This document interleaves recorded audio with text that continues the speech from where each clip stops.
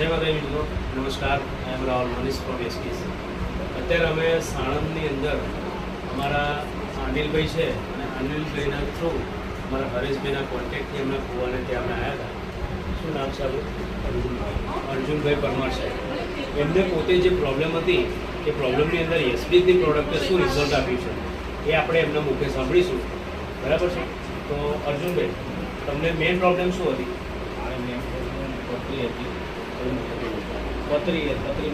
પથરીની તકલીફ.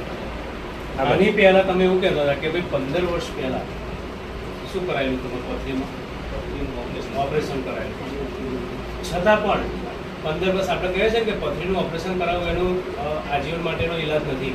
અને પથરીમાં ઓપરેશન કરાવો છતાં પણ પાણી આપણામાં 70% રહે છે. એટલે ફરી પથરી થવાનો સંભવ અનિલભાઈ ખરો. તો એમને એ જ પ્રોબ્લેમ થઈ કે 15 વર્ષ પહેલાં પથરીનું ઓપરેશન કરાયું છતાં પણ પથરી થઈ. કેટલા એમએમ હતી? 6.6 mm. ઓકે. હવે તમે એસબીની અંદર જે અમે પ્રોડક્ટ આપી અનિલભાઈના માધ્યમથી, તો કઈ કઈ પ્રોડક્ટ આપણે પહેલાં વાપરી?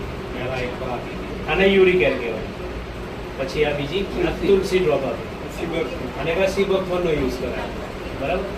તો સિબકથોન દ્વારા 400 પ્રકારની બીમારી તો મટે જ છે, પણ એમએની એક બીમારી પથરીની પણ હતી આપણે.